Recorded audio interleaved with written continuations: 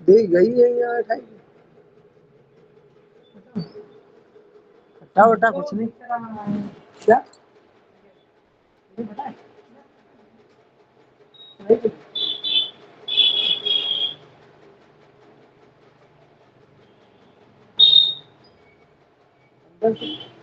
उंगली डैमेज हुई उंगली के अंदर नसें डैमेज कमरी हुई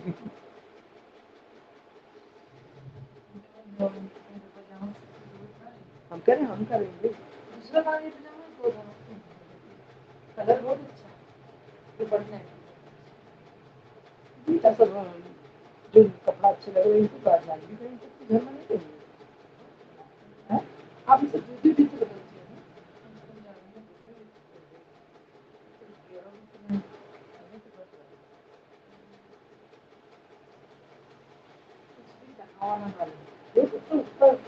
लंबा आसमान नहीं आप चढ़ाए लो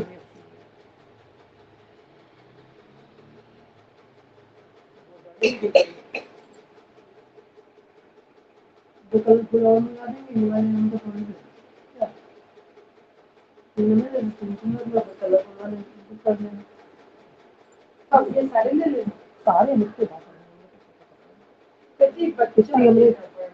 इतनी हमने आपका शुरू मिला लगा पता है मेरा कहाँ है अभी कहाँ अभी वैसे भजन तैयार कर पड़ी तुरंत ही बैठ के पोस्ट करी तुरंत ही लिखी कितने चार लिखी तो तरीका तो इस तरह आपकी एक्टिविटी नहीं बढ़ती बहुत कुछ हर चीज से तो कुछ मिलता है दिमाग भी बढ़ता है आपकी एक्टिविटी भी बढ़ती है आपकी वो चीज भी बढ़ती है तभी तो लगता है कि वो आपको एक्टिविटी एक्टिव क्या योगा वोगा करते हैं भाई सोचता है कि मैंने भाग लिया है बेटा ये तो ढीला उठाएगा ये तो 10 से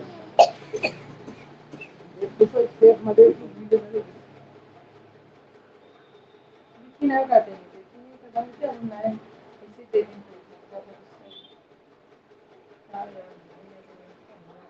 यह देखो एक एक लोग जुड़ी है पता नहीं कैसे कितना लोग सफर होते दूसरे बच्ची होते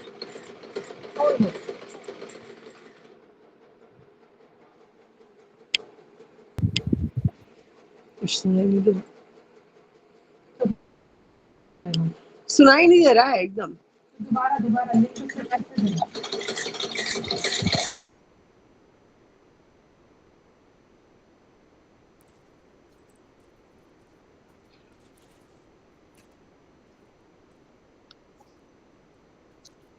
हाँ जी, अब आई आवाज?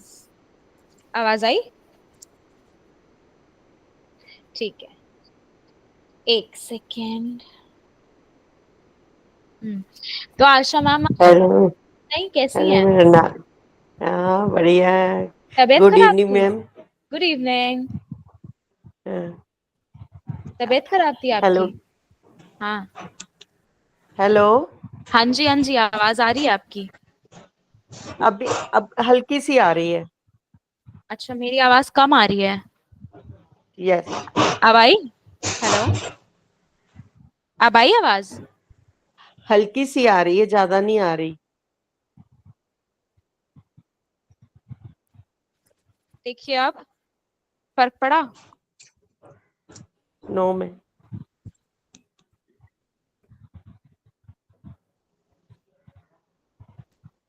देखिए अब आवाज आ रही है? हाँ अब थोड़ी सी आई है। अच्छा, और कैसे हो मैम? हाँ आपका आशीर्वाद है। आप लोगों को मिस कर रहे थे, कल बौंता मैम भी नहीं आई थी। मैम मैं गई हुई थी कहीं। अरे वाह, आज आप भी काम कर रही हैं? गई हुई थी कहीं, यहाँ पे नहीं थी मैं। आउट ऑफ सिटी थी। कभी आपको बताया था ना, फिर इसलिए मेरा आना जाना लगा हुआ था। और सुशीला मैम आप ठीक हैं? आप भी बड़े दिनों के बाद ज्वाइन हुए हो। आपकी जुकाम नहीं जा रहा है एकदम तबीयत अच्छा, काढ़ा पीजिए, काढ़ा। हाँ जुसाना मंगा दीजिए। हाँ ठीक है। काढ़ा पीछे सही काढ़ा हो तो जाए। बहुत पी रही हूँ, जुसाना आप मंगा के देंगे। बहुत कम आवाज आ रही है आपकी, बहुत कम। तुलसी, नीम, ये सब, तुलसी और ये काली मिर्च, ये सब पी रही हूँ, लेकिन नहीं ठीक हो रहा। एक बार आप अपनी तरफ दवाइयाँ से भी भी बहुत वॉल्यूम बढ़ाइए। बढ़ाया हुआ है। बढ़ाया हुआ है। आपको भी मेरी कम आवाज सुनाई दे रही है सुशीला मैम? नहीं जी, ठीक आ रही है, ठीक आ रही है। सही अच्छा जी। अच्छा। बॉन्ता मैम, आपको आवाज आ रही है मेरी? ठीक आ रही है? हाँ हाँ आ रही है, आ रही अच्छा है, तब आ रही है। मेरे को तब कैसी है आप? कल कहाँ थी? कल एब्सेंट क्यों हो गई? हाँ मैडम, कल थोड़ा का मैंने अकेले मैं लेकर आ गए थे, कोई गेस्ट मिलते लेकर आए। आ गए थे तो इसलिए रह गई थी। अच्छा। सुशीला मैं बहुत दिन बाद आई। कल कल आपकी एक साउथ इंडियन फ्रेंड ज्वाइन हुई थी, पता है? कौन है बताइए तो। नाम तो मुझे नहीं याद है, एस से नाम था उनका। अच्छा वो आंध्र आंध्र प्रदेश में रहती हैं शायद। अच्छा हाँ, तो उनसे आपके बारे में बताया था। अच्छा, बहुत धन्यवाद। क्या आप भी है साउथ इंडिया से? अच्छा, खोजूंगी, जो फ्रेंड्स मेरा जोन है ना उसमें खोज लूंगी उनका नाम क्या है। हाँ हाँ हाँ। कुछ कुछ नाम तो नॉर्थ इंडिया जैसा ही है। अच्छा हाँ, लेकिन वो रहती वहां है, और हमने पूछा तेलुगु आती है तो बोली हाँ आती है। अच्छा अच्छा, बहुत धन्यवाद आपको तो। ठीक है। हाँ, ये सब तो पूछना चाहिए। अच्छा तो आज का जो हमारा सेशन है वो है माइंडफुलनेस, है ना? अब माइंडफुलनेस क्या होता है? माइंडफुलनेस जब कर्म ही साधना बन जाए तो माइंडफुलनेस हमारे कर्म योग के थ्रू होगी। तो माइंडफुलनेस क्या है और कर्म योग क्या है, इसको समझना हमारे लिए बड़ा इम्पोर्टेंट है, क्योंकि ये रास्ता है सेल्फ अवेयर होने का, और सेल्फ अवेयर होकर भगवत प्राप्ति करने का। तो हम लोग हर रोज कुछ ना कुछ करते रहते हैं, लेकिन आपने कभी ध्यान दिया हो कि हम कितना कुछ करते हैं लेकिन बहुत कुछ हमसे अनजाने में हो जाता है ना? मान लीजिए आप ब्रश कर रही हैं, आपका ध्यान ब्रश करने में नहीं है, ध्यान है जल्दी जल्दी हो जाए, या बहुत अनकॉन्शियसली और बहुत जल्दी जल्दी हम काम करते हैं। या जैसे जो मम्मियाँ सिलाई और बुनाई में एकदम एक्सपर्ट होती हैं, तो वो टीवी देखती रहती हैं और टीवी देखते देखते वो स्वेटर भी बुनती रहती हैं। वो एक भी बार देख नहीं रही है स्वेटर को निट करते हुए, है ना? वो एक भी बार ध्यान नहीं दे रही है, लेकिन वो अपना काम पूरा कर रही हैं टीवी देखते देखते। तो माइंडफुलनेस हम किसको कहते हैं? माइंडफुलनेस होता है जब पूरा मन लगाकर इस पल में हो, ना भूत में ना भविष्य में। मतलब हमारा पूरा कंसंट्रेशन किसी एक काम को लेकर हो, और हमारा पूरा फोकस भी उसी काम को लेकर हो, उसको हम कहते हैं माइंडफुलनेस में रहना या होना। तो अब कर्म योग का क्या सिद्धांत है यहाँ? कि फल की चिंता किए बिना अपने काम करते रहना, सेवा भाव के साथ, समर्पण भाव के साथ, इसको हम कहते हैं कर्म योग। अब इसको अगर हम रियल लाइफ एग्जाम्पल से रिलेट करें, तो जैसे जब हम अनमाइंड कुकिंग करते हैं, मतलब हमारा ध्यान जो है वो कुकिंग में है ही नहीं, हमारा ध्यान कहीं और है, तो तब क्या होता है हमारे साथ? तब कभी कभी खाना बनाते वक्त मन कहीं और है, तो नमक ज्यादा हो गया, मिर्ची ज्यादा हो गई, तेल कम हो गया, क्योंकि हमारा ध्यान था ही नहीं खाने पे, या मसाला जल गया खाने का। माइंडफुल क्लीनिंग किसे कहते हैं?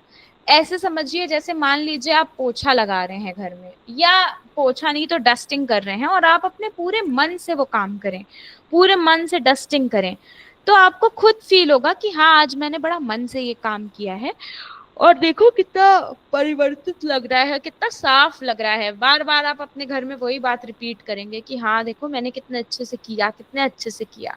तो ये होता है जब आपका मन किसी कार्य में अटैच्ड है तब।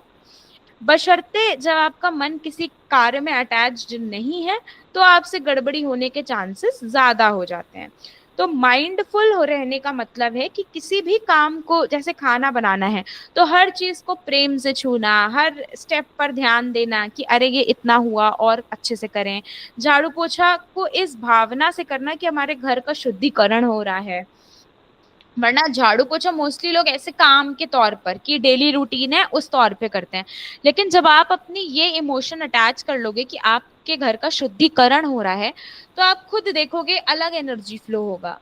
या किसी की सेवा करना तो इस भाव से करना कि बदले में मुझे कुछ अपेक्षित नहीं है आपसे, मैं बस निस्वार्थ भाव से सेवा कर रही हूँ या कर रहा हूँ। अब घर के काम जितने भी हैं, तो घर के काम ये सोचकर करना कि मैं ये जितने भी काम कर रही हूँ ये सब परमात्मा के लिए कर रही हूँ, इस भाव से अपने सारे काम करना हमारा दिखाता है माइंडफुलनेस, कि किस तरीके से हम लोग माइंडफुली ये काम करते हैं। अब इसको अगर हम एक कहानी से रिलेट करें, तो मान लीजिए कि एक महिला रोज जो है मंदिर में झाड़ू लगाती थी, ठीक है।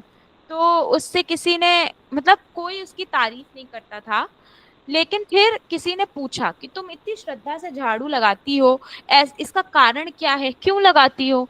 तो उस महिला ने जवाब दिया, मैं नहीं जानती भगवान मुझे देख रहे हैं या नहीं, लेकिन जब मैं मन लगाकर सेवा करती हूँ मुझे खुद ईश्वर का अनुभव होता है। तो ये इम्पोर्टेंस है हमारे माइंडफुलनेस की। जब आप पूरा फोकस उस काम में करते हो सजगता के साथ, यह वर्ड आएगा सजगता, जब आप पूरे फोकस के साथ पूरे सजग होकर कोई काम करते हो, तो उसकी पावर बहुत मल्टीपल टाइम्स इंक्रीज हो जाती है। आज की दुनिया में लोग थक जाते हैं, लेकिन फिर भी सुकून नहीं पाते हैं, दिन भर काम करते रहते हैं लेकिन तृप्ति नहीं मिलती। इसका क्या रीजन हो सकता है? क्योंकि हम अधिकतर कार्य ऐसे करते हैं, अनजाने में कर दिया, जल्दी में कर दिया, फल की अपेक्षा में किया। हमने कोई काम किया लेकिन हमने उसमें एक्सपेक्टेशंस अटैच कर ली, तो उस भावना, जो वो भावना जनरेट होगी वो इतनी प्योर नहीं होगी, प्योरिटी मिसिंग है। तो आज हम समझेंगे कि कैसे हम अपने जीवन को कर्म योग और माइंडफुलनेस के माध्यम से एक आध्यात्मिक साधना, मनोवैज्ञानिक उपचार और नैतिक अभ्यास से बदल सकते हैं। तो अभी आप दोनों हैं, तो आप दोनों बताइए, आप लोग जब काम करते हैं तो ऐसा होता है कि आपका मन कहीं और है और काम कुछ और हो रहा है, ऐसी सिचुएशन आती है? बताइए सुषमा मैम, सुशीला मैम।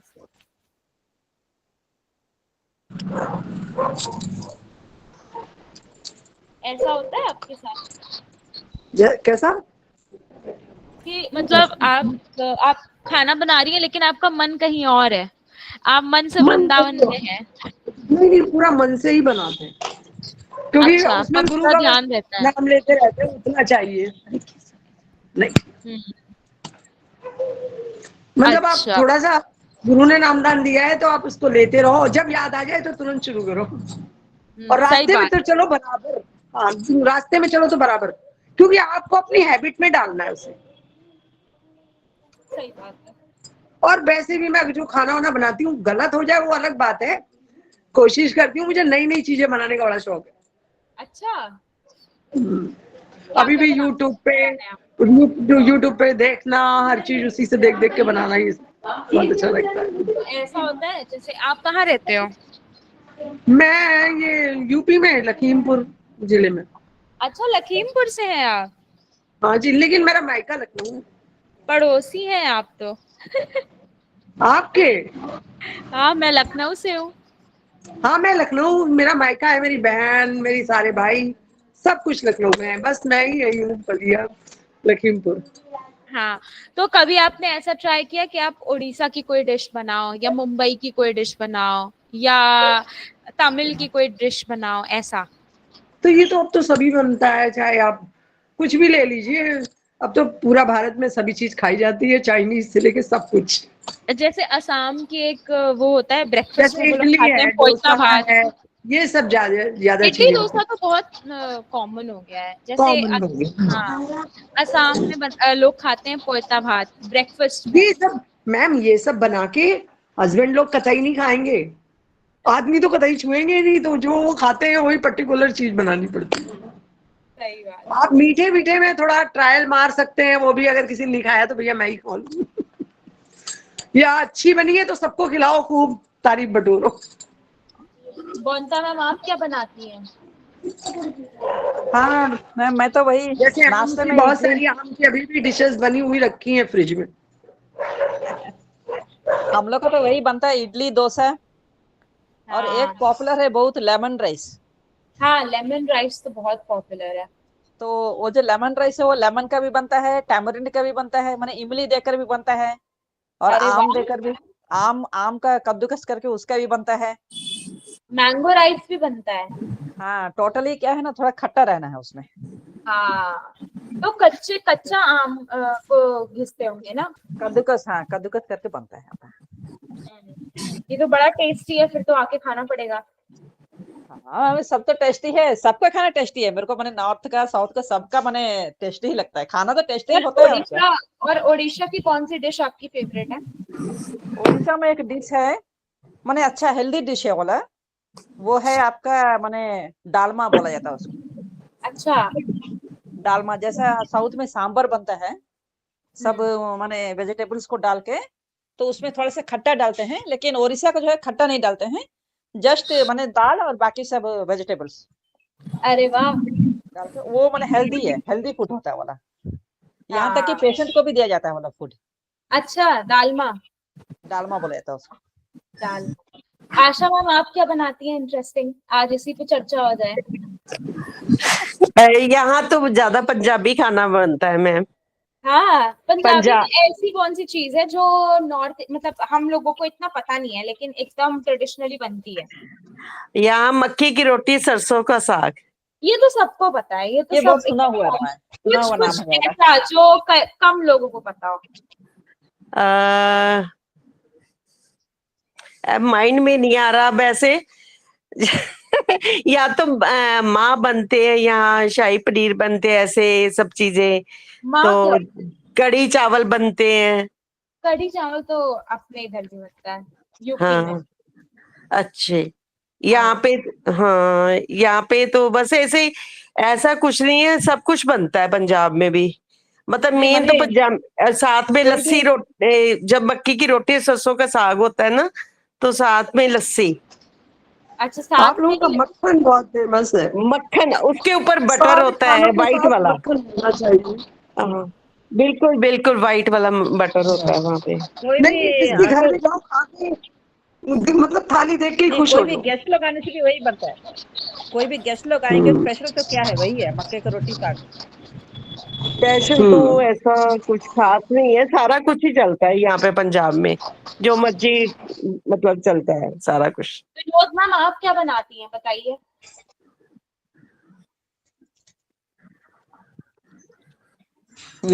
झट से आई, आप पूछे तो शायद समझ में नहीं आया उनको। हाँ, विनोद मैम सुन रही हैं आप? आवाज आ रही है मेरी?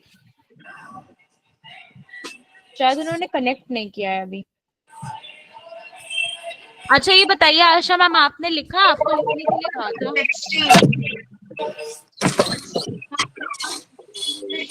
आप, हेलो। हेलो, हाँ जी। हाँ जी, क्या कह रहे थे आप? आपको लिखने के लिए कहा था, आपने कुछ लिखा? क्या क्या कुछ लिखा? कुछ पोएट्री या फिर कुछ गाना या फिर कोई लिरिक्स कुछ लिखे आपने? अभी तो मैं एक्चुअली बिजी रही कई दिन, तो मैं कई दिनों के बाद आ जाई हूँ, तो बिजी काफी रही हूँ मैं, इसलिए कुछ लिख भी नहीं पाई, कुछ दिमाग में भी नहीं आया एक्चुअली मेरे। आज लिखिएगा, आज गान वो खाने पे लिखिएगा, पंजाबी खाने पे। ओके मैम, लिख के रखूंगी कुछ ना कल कुछ। सुनाइएगा, है ना? ठीक ठीक ठीक, ओके। परसों परसों फोन मेरा आता सेशन नहीं होगा, रक्षाबंधन वाले दिन। हाँ, परसों की, सन मंडे को मतलब, हाँ, फिर Monday को सैटरडे। 11, फिर 11 को मिलेंगे हम लोग। ठीक है, ठीक है मैम, तो ठीक कल है। आप सुनाना। कल उस वैसे भजन सुना दूंगी, कोई हाँ, भजन तो आते ही है मुझे, ठीक है। भजन सुना दूंगी। और सुशीला मैम, आपने कुछ लिखा? आपने भी कुछ नहीं लिखा होगा। मेरे खुद का लिखा हुआ भजन है, वो मैं सुना देती हूँ आपको। सुनाइए। अच्छा, मैं लेके आऊं, पहले लिखा हुआ मैंने। लेके आती हूँ। कौनता मैम, कब तक आप सुनाइए, आपका माइक ऑन है। हाँ मैं हाँ मैडम, मैं 2 लाइन लिखी हूँ, हाँ, तो सुना दे। अरे तो वाह। मेरा है, परेशानी के ऊपर लिखी हूँ थोड़ा सा। हाँ हाँ, सुनाइए सुनाइए। अच्छा लगेगा थोड़ा सा, मैंने प्रशंसा कर दीजिए, नहीं तो भी कर दीजिए। देखो पहले से ही कर दिया है, दिल भेज दिए हमने आपको। अच्छा, सुनिए। ए परेशानी, हमें इतना भी सताया ना कर कि हम खुद की पहचान ही मिटा दें। आहा, तुझसे दूर रहकर हमें जीने की इच्छा है, लेकिन तू हमें छोड़कर नहीं जाएगा, तेरी यही इच्छा है। सही बात है। हाँ, तो फिर समय और उम्र देखकर तो आया कर, फिर हमें कभी गले नहीं लगाएगा, इतना वादा करके जाया कर। वाह वाह। वाह। ठीक है, बस लास्ट में एक लाइन है। जीवन भर गले लगाया, हाँ। अब बुढ़ापा में रहम कर। आहा। आया ही है तो सुख शांति बनकर मरहम कर। वाह, ठीक है। बहुत सुंदर, बहुत सुंदर लिखा आपने। Thank you. ये परेशानी के ऊपर 4 लाइन है। बहुत अच्छा। मैं ऐसे ही लिखती हूँ मृणाली मैम, मैंने कुछ भी एक सब्जेक्ट लेके उसके ऊपर आगे पीछे तो जोड़ कर लिख देती हूँ। सच में अच्छा लिखा है आपने। देखिए आपको खुद ही मन लगने लगा होगा अब लिखने में थोड़ा थोड़ा, है ना? Very nice. सुशीला मैम, आपने नहीं लिखा कुछ?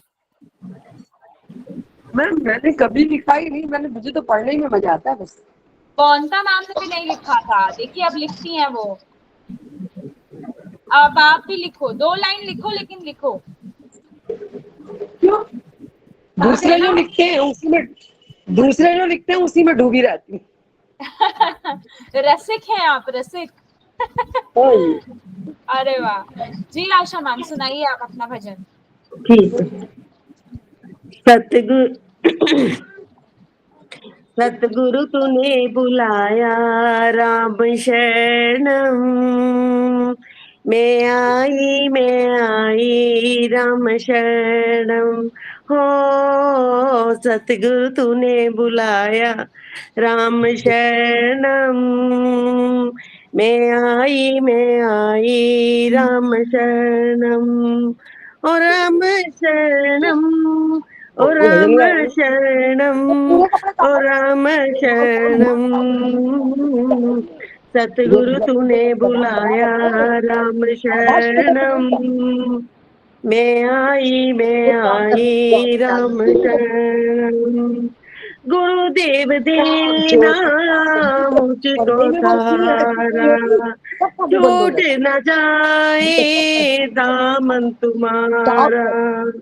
तेरे ही रास्ते से हटाती है दुनिया, धोखों में मुझको फंसाती है दुनिया।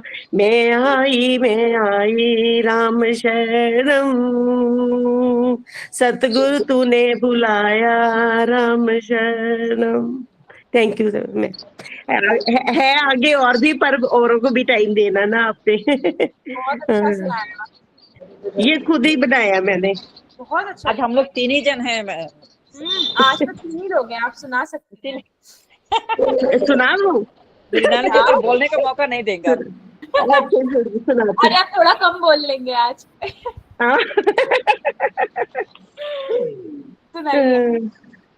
तेरे सिवा दिल में समाए न कोई, प्रेम का दीपक बुझाए न कोई। तेरे लिए मैंने छोड़े सब साथी, दिल में रहे ना तमन्ना कोई बाकी। मैं आई राम शरणम। सतगुरु तूने बुलाया, राम शरणम। हो सतगुरु तूने बुलाया, राम शरणम। मैं आई राम शरणम। बिगड़ी बनाने वाले तेरे बिना कौन है, दुखड़े मिटाने वाले और मेरा कौन है। शरण पड़े की लाज तुम्ही हो, जीवन की नैया सौंपी तुम्ही को। मैं आई राम शरणम। सतगुरु तूने बुलाया राम शरणम, हो राम शरणम, ओ राम शरणम, ओ राम शरणम। सतगुरु तूने बुलाया राम शरणम, मैं आई राम शरणम। बोलिए सतगुरुदेव जी महाराज की जय। अरे वाह, बहुत सुंदर। Thank you ma'am, thank you. मैं एक और कविता बोल रही हूँ मैं, बिल्कुल बोलिए। बस 2 लाइन है ये भी। ये भगवान से, मैंने भगवान से शिकायत करते वक्त ये थोड़ा सा आया मन में तो मैं लिखी हूँ। तुमसे दूर होना चाहती हूँ तो दे देते हो पास आने का बहाना। माने कुछ ना कुछ ऐसे मिराकल होते हैं, लगता है हम पास चले जाएंगे। मन उदास हो जाता है तो मिल जाता है खुशी का बहाना। वो भी वही मैंने हम लोग को दिखाते हैं कुछ खुशी होने का बहाना। तुम्हें जितना ही समझती हूँ उतना ही मेरे लिए बन जाते हो फसाना। फिर भी मैं चाहती हूँ तुमको अपनाना। बहुत सुंदर, थैंक यू, थैंक यू। बहुत। बहुत बढ़िया। तो अब हम लोग अपने टॉपिक को फिर से कंटिन्यू करते हैं, और हमारे टॉपिक को कंटिन्यू करते हुए अब हमें ये समझने की जरूरत है कि किस प्रकार जो हमारा माइंडफुलनेस कर्मयोग है उसको अगर हम साइकोलॉजिकल यानी मनोवैज्ञानिक दृष्टिकोण से देखें तो वो हमें क्या समझाने का प्रयास करता है। तो माइंडफुलनेस का मतलब होता है हमारी मेंटल हेल्थ की जड़। जब हम कोई काम करते हैं मन कहीं और होता है, जैसे खाना खाते टाइम हम मोबाइल देखते हैं या फिर पूजा करने के समय मन भटकता है, तो हमारा जो मस्तिष्क है ना वो एक साथ कई दिशाओं में चलने लगता है। अब ये कई कारणवश हो सकते हैं, जैसे पहला कारण हो सकता है इसका तनाव, दूसरा डिसीजन फटीग, तीसरा इमोशनल डलनेस। पर जो माइंडफुलनेस है यानी सजगता, जब हम सजगता पर ध्यान देते हैं तो हमारा प्री फ्रंटल कॉर्टेक्स जो होता है यहाँ पे वो सक्रिय हो जाता है। ये वो हिस्सा होता है जो हमें शांत करता है, हमें स्थिर करता है, हमें बुद्धिमान बनाता है। जब आप झाड़ू लगाते हैं और हर कोने को देख समझ कर साफ करते हैं तो ना सिर्फ घर साफ होता है बल्कि आपका मन भी साफ होता है। ये एक्ट मानसिक थकान को घटाता है क्योंकि आपके मन में ऑटोमेटिकली ये सेटिस्फैक्शन आता है कि अरे मैंने तो अपना घर क्लीन किया है, तो अब मुझे कम बर्डन फील हो रहा है। जैसे आपके घर पे काम वाली ना आए और झाड़ू पोछा पड़ा हो तो उससे मतलब घर गंदा है वो तो एक अलग बात है, लेकिन उससे ज्यादा आपके मेंटल फटीग हो जाएगा, आपको मानसिक तनाव हो जाएगा कि बताओ घर गंदा पड़ा हुआ है वो आई ही नहीं, ऐसे करके आपको उसकी चिंता होने लग जाएगी। तो जब हम माइंडफुलनेस को जो भी काम हम कर रहे हैं उसमें लगाते हैं, मतलब जो भी काम हम करें वो पूर्ण सजगता के साथ करते हैं, तो उसकी जो प्रोबेबिलिटी होती है ना काम को एक्टिव होने की वो डबल हो जाती है। हम और ज्यादा रिस्पॉन्सिव तरीके से अपनी बात रख पाते हैं, अपना काम कर पाते हैं और हम सिंक इन कर ले जाते हैं। अब कर्म योग हमें क्या सिखाता है? हमें वो ईगो का समाधान बताता है। हम अक्सर काम के पीछे मान सम्मान, परिणाम और पहचान चाहते हैं। जब हम कोई भी काम करते हैं तो हमको इन्हीं चीज की आकांक्षा होती है, जब वो नहीं मिलता है तो हम दुखी हो जाते हैं। तो कर्म योग क्या कहता है कि हमारा अधिकार कर्म पर है, फल पर नहीं, है ना? ये तो हमें गीता जी भी सिखाती हैं। अब कर्म योग जो होता है वो व्यक्ति को अहंकार, कंपैरिजन, एनवी, इन सब चीजों से निकालता है। हमारा ध्यान फिर कार्य पर लग जाता है। मन एक फ्लो स्टेट में प्रवेश कर जाता है जहां समय का बोध नहीं रहता, बस शांति होती है। इस फ्लो स्टेट के बारे में मैंने पहले भी समझाया था। ये वो स्टेट होती है, मान लीजिए कि आपको गाना गाना बहुत पसंद है, तो जब आप गाना गाओगे तो आप इतना तल्लीन हो जाओ गाना गाने में कि आप समझ ही ना पाओ कि समय का कोई रोक टोक है, बंदिश है या निर्धारित समय दिया हुआ है। जब आप एकदम आत्मीयता से उस गाना गाने में मशगूल हो जाओ तो वो हमारी फ्लो स्टेट बताता है। तब आपको इससे फर्क नहीं पड़ता आप जीत रहे हो हार रहे हो, अगर आपने अपना परफॉर्मेंस बेस्ट दिया है तो आप उसी में संतुष्ट हो। इसको हम कहते हैं फ्लो स्टेट। तो जो माइंडफुलनेस होती है ना वो हमको फ्लो स्टेट में रहने के लिए मोटिवेट करती रहती है। ठीक इसी तरीके से जब हम ध्यान लगाते हैं तो जब ध्यान में पहले तो हमारा मन नहीं लगता, इधर उधर भटकता है हमारा मन, लेकिन जब ध्यान लगाने में मन लगने लगे, मतलब जब हम ध्यान कर रहे हैं और हमारा मन साथ देने लगे, तो ऑटोमेटिकली एक फ्लो स्टेट बन जाती है। फिर हमको समय का कोई भी याद नहीं रहता, समय बिल्कुल भी होश नहीं रहता कि क्या समय हो रहा है, क्योंकि हम पूरे तल्लीन होकर वो काम करते हैं। तो जो भी काम करना है हमको पूरा पूर्णतः तल्लीन होकर, पूर्णतः समर्पित होकर, पूर्णतः सजगता के साथ करना है। ये लाइन तो मैं 2-3 बार सेशंस में बोल चुकी हूँ कि प्रभुपाद जी कहते थे कि when I am drinking water, I am only drinking water, मतलब मेरा ध्यान पूरी तरीके से सिर्फ पानी पीने में ही है, क्योंकि तब वो चीज जाके हमको फायदा या नुकसान करेगी। फॉर एग्जाम्पल, जब भी कोई जिम जाते हैं, आजकल के यंगस्टर्स तो काफी जिम जाते हैं, तो उनको उनका जिम ट्रेनर कहता है कि आप जो एक्सरसाइज लगा रहे हो, आप बॉडी के उस पार्ट पर ध्यान दो, तब जाके वो पार्ट आपका या तो एक्टिव होगा, या वहां पे फैट है तो वहां से फैट कम होने लगेगा। क्योंकि सारी चीजें हमारा अटेंशन, हमारा ध्यान, हमारा इंटेंशन चाहती हैं, तब जाके कोई भी चीज या तो सही होती है या तो फिर वो ठीक नहीं हो पाती। लेकिन ठीक ना होने और होने के लिए भी हमारा उस चीज पर ध्यान होना आवश्यक है। अब इसको हम आध्यात्मिक दृष्टिकोण से अगर देखें तो हर कार्य को एक यज्ञ मानना है, कि हर कार्य एक यज्ञ है। भागवत जी में श्री कृष्ण जी ये कहते हैं कि योगा कर्मस्तु कौशलम, यानी योग वही है जिसमें कर्म जो है वो कौशल पूर्वक और समर्पण से किया जाए। योग कर्मसु कौशलम, यानी योग वही जिसमें हम अपना पूरा कौशल लगा दे, पूरा ध्यान लगा दें, पूरे समर्पित हो जाएं किसी भी काम के लिए। जैसे जब हम कोई नया रिश्ता बनाते हैं तो उस रिश्ते पर हम पूर्णतः समर्पित रहते हैं। हमको ये पता है कि हमको उसमें कितने एफर्ट्स डालने हैं, कितना टाइम देना है, कितना इन्वेस्टमेंट देना है। तो ये सारी चीजें हमको मोटिवेट करती हैं किसी भी रिश्ते को और ज्यादा ब्यूटीफुल बनाने में। अब जैसे आप यहाँ पे आ रहे हो, अब मेरे साथ आपका एक प्रोफेशनल के साथ साथ पर्सनल लिंक भी बन रहा है ऑटोमेटिकली, क्योंकि आपका पूरा ध्यान सेशन पे है। अगर मैं अभी कुछ पूछूं अचानक से तो you will be able to answer. ये इंटरेक्शन का एक पार्ट है। तो ध्यान आपका, आप पूरे सजग होकर सेशन को अटेंड कर रहे हो।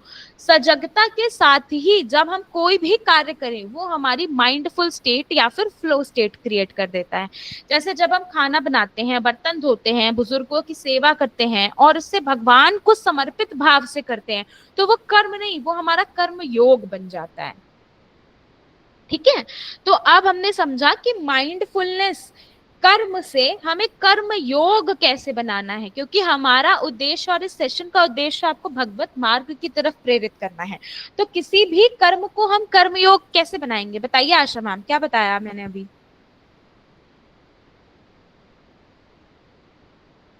एक सेकेंड, हाँ ऑन करती हूँ जी, बताइए। आपने बताया कि जैसे आप कोई काम करते हो बड़ी मतलब लगन से करना चाहिए और पूरी दिलचस्पी दिखानी चाहिए, इसमें अपने आप को झोंक दो।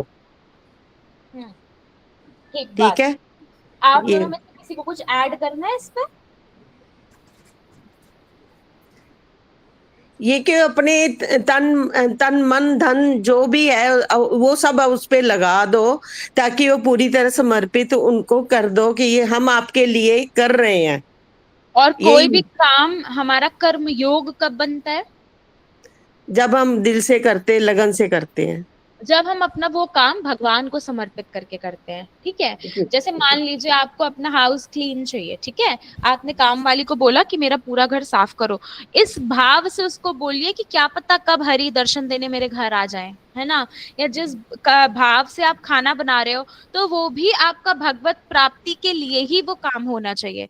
तो जब हमारे सारे काम भगवत प्राप्ति पर ही निर्भर करेंगे तो वो हमारे काम ऑटोमेटिकली कर्मयोग बन जाते हैं। ठीक है, तो हमें जो भी काम करना है, क्योंकि अब हम लोग इस स्टेज पे हैं कि लाइफ में काफी कुछ अचीव कर चुके हैं। तो उस अचीवमेंट को कंसिडर करते हुए अगर हमें कोई काम करना है तो हमें इस भाव से करना है कि वो सिर्फ प्रभु आपको ही समर्पित है। ठीक है, तब हमारा कोई भी काम कर्मयोग बनता है। रत्नेश मैम अपना वीडियो ऑन करिए, आप आई थी फिर गई, अब फिर आई हैं, फोन रख के मत जाइए। मैं बाहर हूँ इसलिए मैंने बताने के लिए कॉल करा। अरे वाह, ये तो बड़ी अच्छी बात है। बिजी चल रही हूँ। बिजी बिजी, अच्छा तो दिखा तो दीजिए अपना चांद सा मुखड़ा। चार्जिंग में लगा है मेरा फोन। अरे हम लोग कैसे रहेंगे आपको देखे बिना। मस्त। हाँ, मन की आंखों से देख लिया, बहुत सुंदर लग रही हैं, ब्यूटीफुल। की ना, जी, कल भी कल शिव जी का था तो कल भी नहीं अटेंड कर पाई मैं। अच्छा, चलिए हाँ अच्छी फिर बात है। मैंने कि एक बार आपको बोल दूं, याद कर रहे होगे। हाँ, कर रहे थे हम आपको याद। हाँ इसलिए। ठीक है, आप चलो ठीक। अटेंड कर लीजिए। हाँ ठीक है। अरे मुझे घर जाना है, अभी तो करूंगी फिर रास्ते में कट जाएगा, अभी इन लोगों के इधर हूँ ना पास में। हाँ हाँ, तो वहाँ फंक्शन अटेंड कर लीजिए। हाँ ओके ओके। ठीक आज है। साहित्य क्लास चल रही है। आज कर्म योग। अच्छा कर, मैंने हाँ, मैं भी मिस करती हूँ, मुझे अभी दुख होता है। आप रिकॉर्डिंग देख लीजिएगा। Okay bye. ठीक है, तो अब इसको अगर हम एक एग्जाम्पल से समझे, तो कल्पना कीजिए आप रसोई में हैं, हर सब्जी को धुलते समय ये आप सोच रहे हैं कि ये प्रसाद है ना। और ये भाव आपको रखना है कि आप जब उसको काट रहे हैं, जब पका रहे हैं या कटवा रहे हैं, तब आपको ये भाव रखना है कि ये भक्तिपूर्ण बन रहा है। इससे हमारा छोटे से छोटा काम हमारा कर्मयोग बन जाता है। ठीक है। अब माइंडफुलनेस यानी हमारे ध्यान की शुरुआत। तो ध्यान जो है वो कोई कठिन आसन नहीं है। माइंडफुल वॉकिंग भी हो सकती है, माइंडफुल कुकिंग भी हो सकती है, माइंडफुल स्पीकिंग भी हो सकती है। ये असली ध्यान है। जैसे मैं आपसे बात करूं और मैं बता रही हूँ आपको, लेकिन मेरे बैक ऑफ द माइंड में कुछ और बात चले, ठीक है, तो वो कहीं ना कहीं आपको मेरे भाव से पता चल जाएगा कि अरे ये तो कुछ और सोच रही हैं शायद, या ये तो खोई खोई लग रही हैं। तो वो खोया खोया होना कहीं ना कहीं मुझे माइंडफुलनेस से दूर कर रहा है। तो आप जो भी काम करो वो पूर्ण तल्लीनता के साथ करो। जब आप किसी को पूरी सजगता से सुनते हैं, तो बिना बीच में टोके, बिना बीच में कोई जवाब सोचे, तो व्यक्ति ये महसूस करता है कि वो सच्ची सेवा है, सच्चा ध्यान है, सच्चा भाव है सामने वाले के प्रति। ठीक उसी तरीके से जब हम सुन रहे हैं, लिख रहे हैं, बोल रहे हैं, खाना बना रहे हैं, इन सब चीजों में हमें ये भाव लेके आना है कि ये मेरे लिए नहीं, या आपके लिए नहीं, या जन मनोरंजन के लिए नहीं, ये तो हमारे प्रभु के लिए है। जैसे अब मैं बोलती हूँ आप लोगों से कि आप लोग लिखो, तो आप जैसे लिख रहे हो, तो आपको क्या भाव लाना है कि मेरे ठाकुर जी, या फिर जो जैसे शंकर जी हैं, महादेव, जो जिसको मानता है कि मेरे आराध्य भी देखेंगे कि मुझे ये कला भी आती है, तो मुझे इस कला में भी निपुण होना है। अगर मैं लिख रही हूँ तो मैं पूरे मन से लिखूंगी, और पहले श्याम सुंदर को या फिर शिव जी को सुनाऊंगी, और फिर मैं उनसे पूछूंगी कि कैसा लगा आपको। देखिए मुझे ये कला भी आती है, आपने मुझे शुरुआत से नहीं दी, लेकिन अब मैं सीख रही हूँ लिखना। तो जब हम इस भाव के साथ करते हैं तो हमारी भक्ति भी और प्रगाढ़ होती है, हमारा अटेंशन भी उस डायरेक्शन में जाता है जिस डायरेक्शन में हमको एक्चुअल में लेके जाना है। हमें खुद को जानना है, खुद को समझना है। अब इसका जो हमारा एथिकल पर्सपेक्टिव है, जो हमारे कर्तव्य की भावना जागृत होती है, वो कैसे होती है, क्या है उसकी, क्या इंपॉर्टेंस है। तो कर्मयोग हमें सिखाता है कि काम करना कोई बोझ नहीं है, यह हमारे चरित्र का परिचय होता है। अब अगर आप किसी बुजुर्ग की सेवा करते हैं और बदले में धन्यवाद की उम्मीद नहीं रखते, तो यह नैतिक रूप से आप एक बहुत बड़ा काम कर रहे हैं, उच्च कर्म कर रहे हैं, क्योंकि आप निस्वार्थ भाव से किसी की सेवा कर रहे हैं, है ना। अब ये नहीं एक्सपेक्ट कर रहे हैं कि वो आपको अपनी जायदाद लिख के दे देगा, या वो आपको 500 रुपए दे जब आप उठ के जा रहे हो वो काम करके, ना ही धन्यवाद ज्ञापन की आपको भावना है। तो कहीं ना कहीं आप पूर्ण समर्पण के साथ वो काम कर रहे हैं, आप निस्वार्थ भाव के साथ वो काम कर रहे हैं। तो उसी निस्वार्थ भावना को ही जागृत करना है हर काम के पीछे। ठीक है।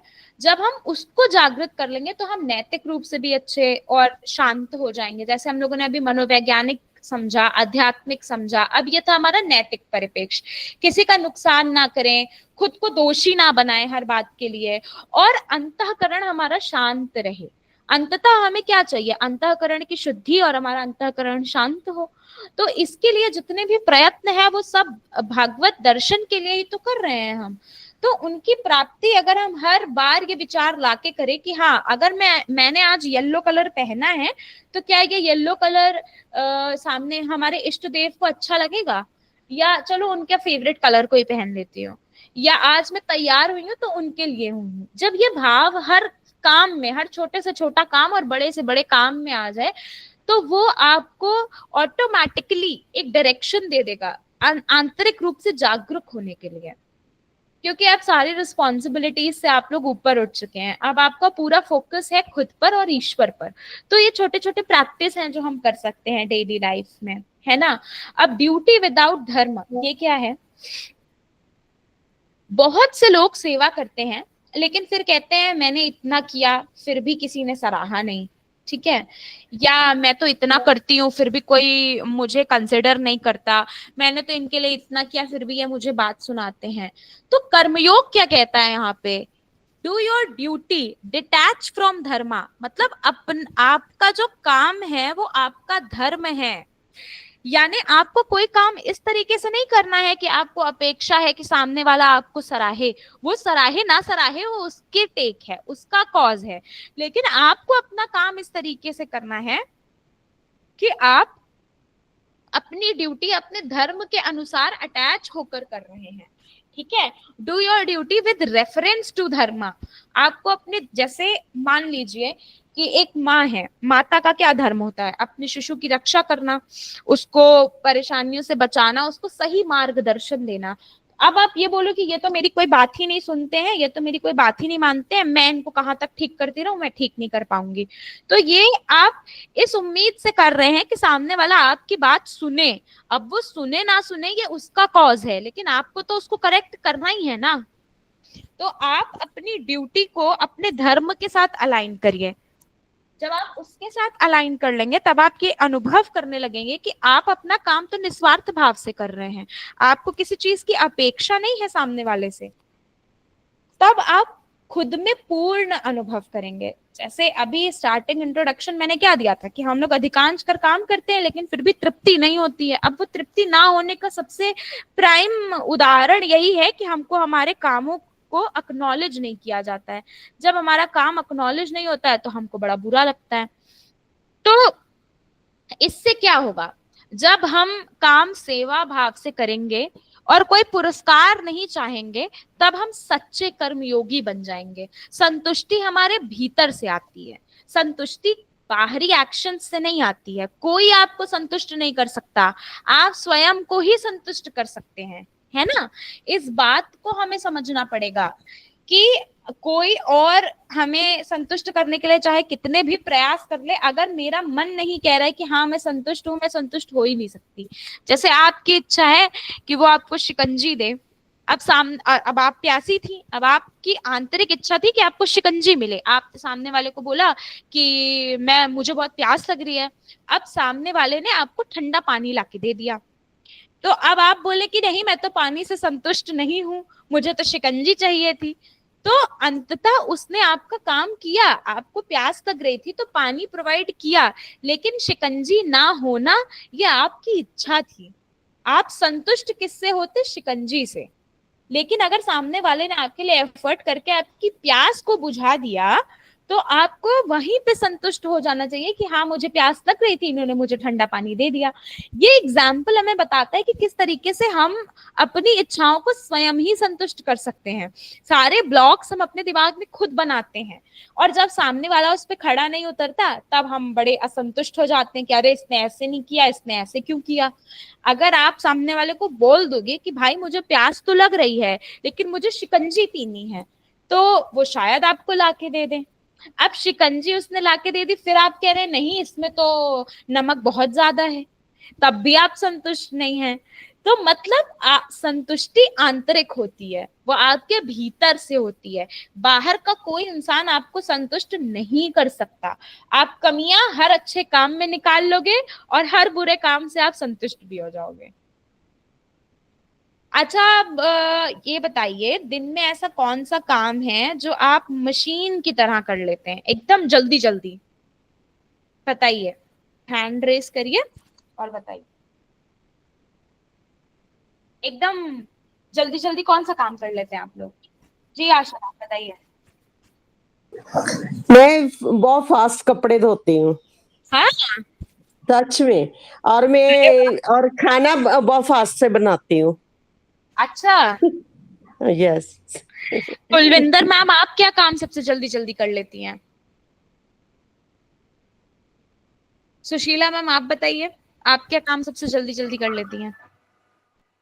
मैडम मेरा तो ऐसा है कि सारे हाँ काम ही मुझे घर के खुद ही करने होते हैं। अब आप ही हाँ, अंदाजा लगाओ, जितनी देर करूंगी उतना मेरा काम खराब होएगा, इसलिए सही। मुझे तो हर काम फास्ट फास्ट ही करना पड़ता है। लेकिन कोई और एक काम मेरा जो आप रूटीन बहुत ऐसा ही, है, नहीं मैडम हाँ मेरा रूटीन ऐसा है कि भी कई बार रात को भी मैं थोड़ा लेट हो जाती हूँ, क्योंकि रात को ऐसा है कि मेरी आंख खुल जाती है और फिर मैं गुरबानी आती है अमृतसर से, वो सुन के जरूर सोती हूँ। मेरा ये रूटीन है। और फिर सुबह जब उठती हूँ तो उठ के बस जैसे ही लग जाती हूँ, फिर मेरा टाइम का कोई रहता नहीं है, मैं लगी रहती हूँ काम में।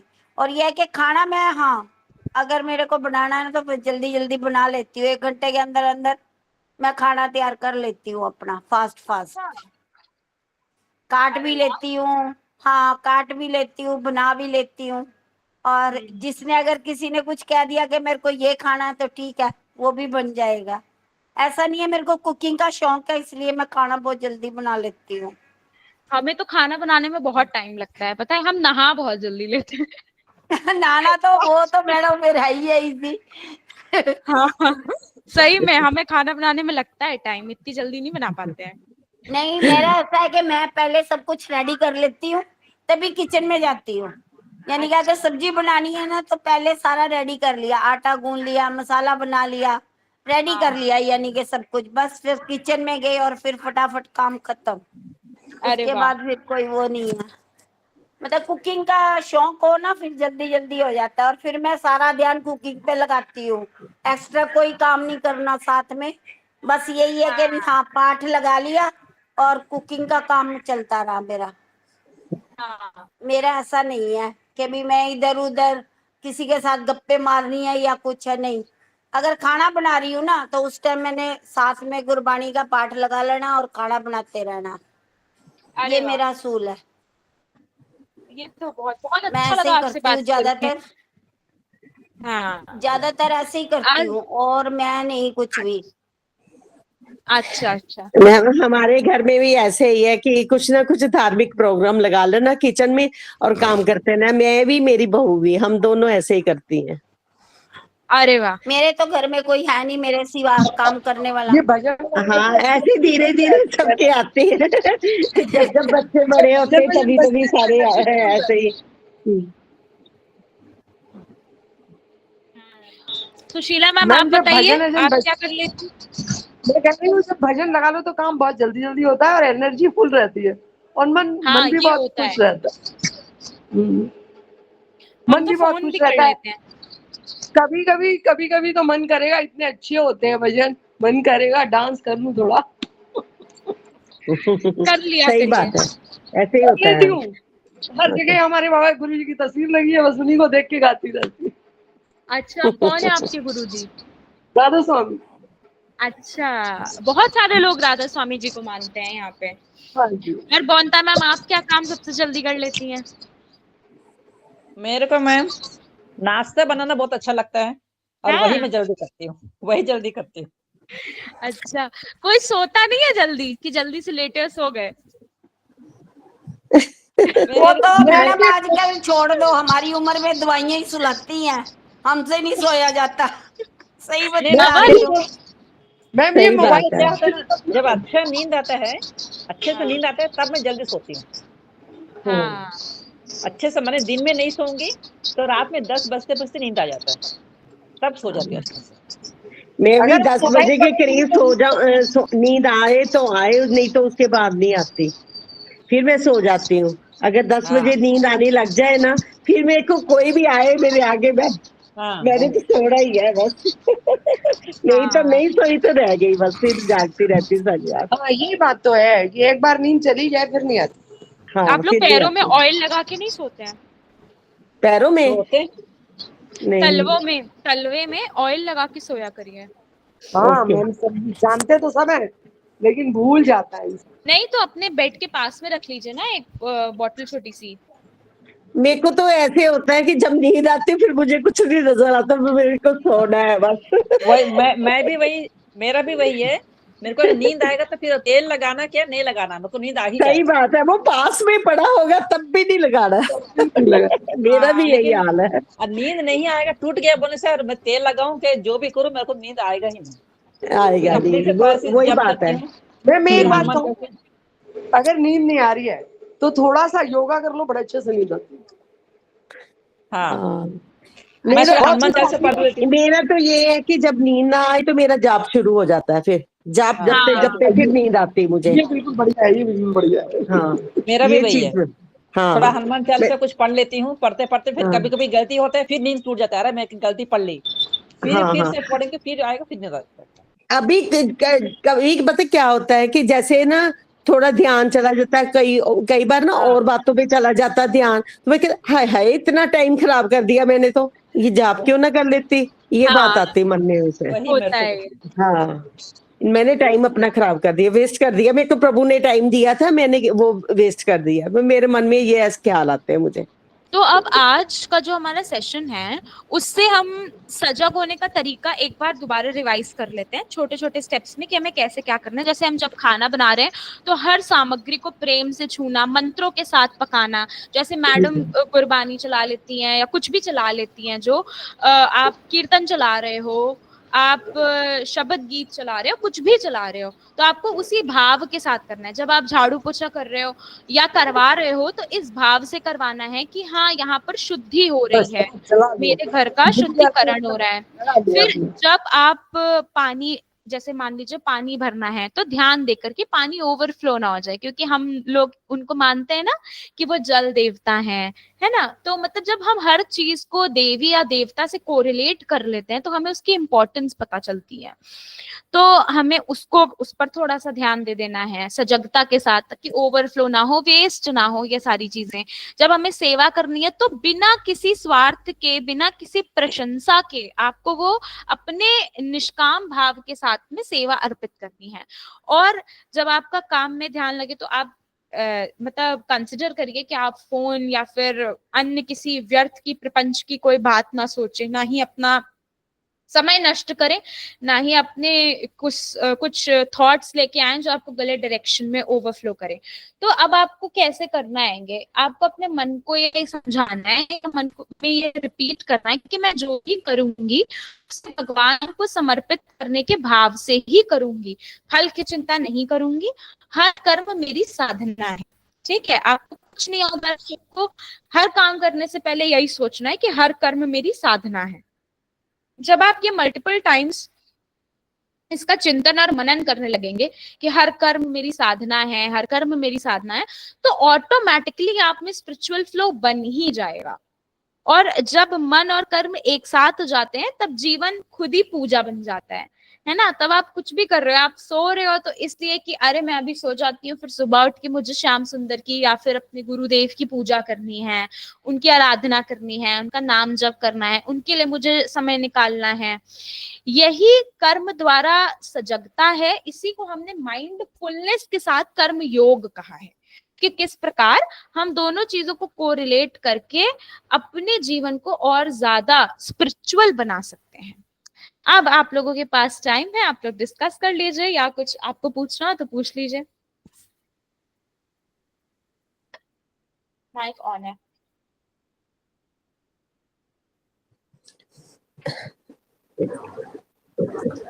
मैडम मेरे को तो एक क्वेश्चन पूछना है। मेरा थोड़ा पिछला टाइम बड़ा ऐसा गया है कि बड़ी टेंशन में थी, सब कुछ था, उसकी वजह से कई बार मेरा मतलब पाठ करते करते मेरे को छोड़ना पड़ता था, मेरे कुछ ऐसे कारण थे।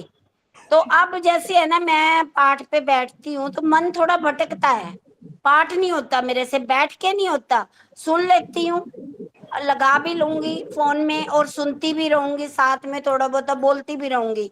पर ये है कि जैसे मैं आगे बैठ के 2-2 घंटे, 2.5-2.5 घंटे आराम से अपना पूरा पाठ करके उठती थी, अब वो मन नहीं टिक रहा मेरा कई टाइम से, क्योंकि 6 साल तक मेरे साथ कुछ ऐसा हालात रहे हैं घर के, मैं नहीं कंसंट्रेट कर पाई पाठ पर पूरी तरह, क्यों जब भी करने बैठती थी कोई ना कोई ऐसा काम हो जाता था।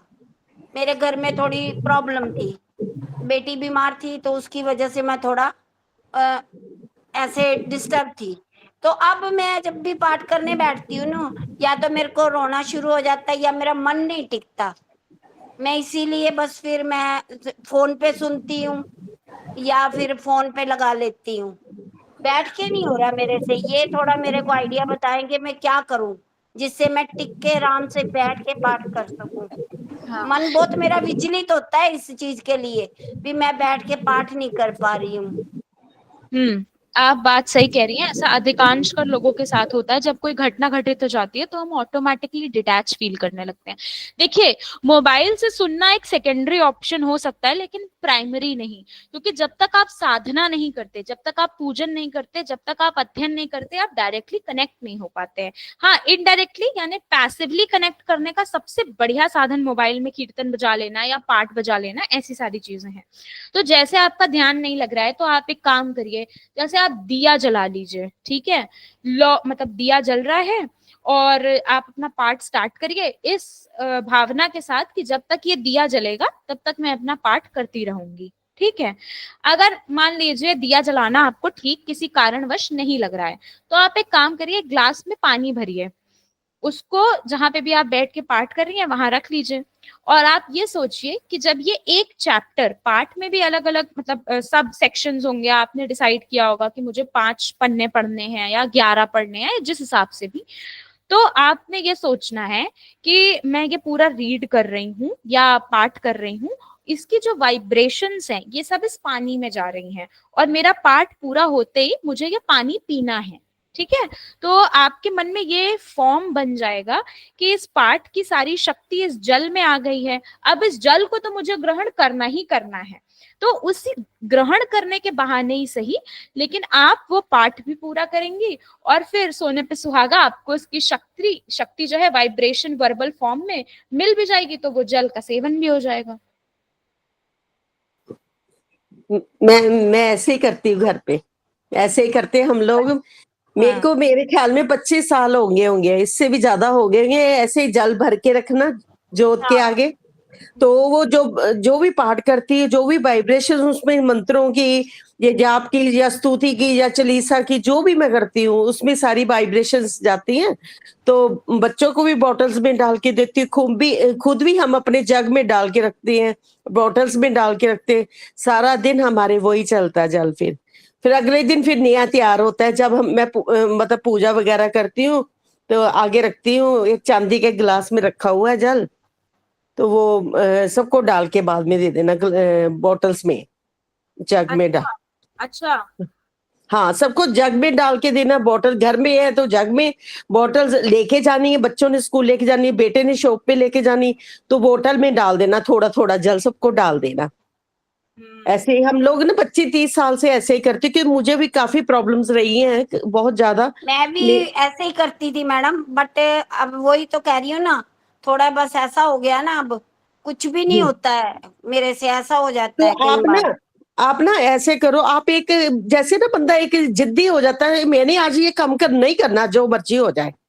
आप जल के बहाने रखिए। आप ये सोचिए हाँ। कि नहीं, मैं ये जल रख रही हूँ, मेरा फोकस पाठ पे नहीं है, मेरा फोकस जल पे, कि इस जल को अभिमंत्रित करना है ना। हाँ, नहीं मैं जोत भी करती हूँ, अरदास भी करती हूँ डेली।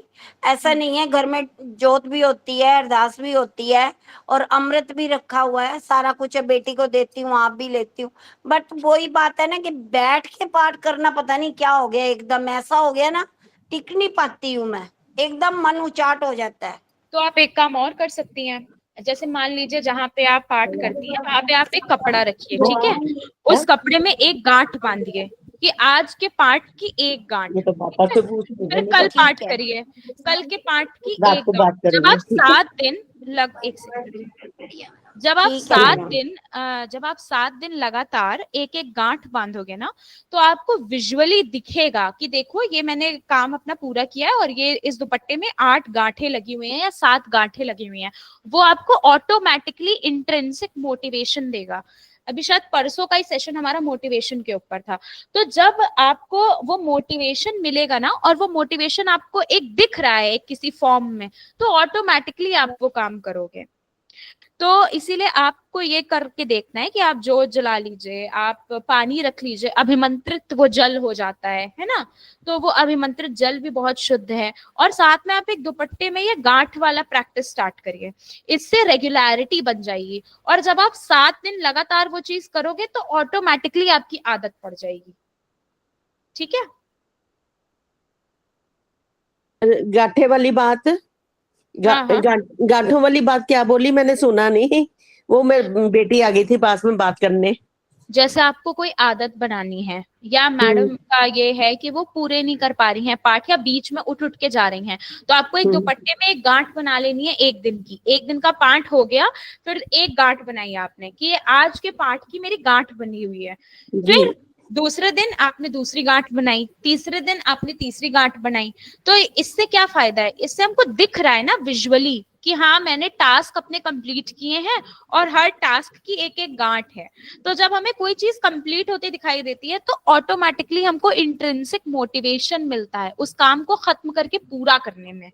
तो जब हम उसे पूरा कर लेते हैं तो हमें सेटिस्फैक्शन भी मिल जाता है, और इसी बहाने मैम की दोबारा से आदत बन जाएगी पाठ कंप्लीट करने की और बैठने की। तो ये चीज है। Thank you ma'am. हाँ जी। विनोद मैम कैसी हैं आप? कहाँ खोई हैं? बहुत बढ़िया, बहुत बढ़िया। क्या मुस्कुराहट है आपकी, देखिए हम सब तरोताजा हो गए। कोई आया हुआ था इसलिए ना वो बंद किया हुआ था मैंने। अच्छा, आज भी कुछ लिखा है क्या आपने? नहीं, आज कुछ नहीं लिखा। अच्छा, आज नहीं लिखा। आज पता है बोनता मैम ने सुनाया और आशा मैम ने भजन भी गाया था, बहुत अच्छा सा उनका लिखा हुआ। आप स्टार्टिंग में ऐड होके चली गई थी तो आप सुन नहीं पाई। कोई आ गया था इसलिए। हाँ कोई बात। सुनना चाहिए, हाँ जितना मिल जाए उतना तो नहीं लेना चाहिए ना। सही बात है, सही बात है। तो हमारा आज का सेशन माइंडफुलनेस इनटू कर्म योगा कंप्लीट हुआ। अब हम लोग मिलते हैं कल एक नए टॉपिक के साथ, तब तक के लिए प्रणाम। करना।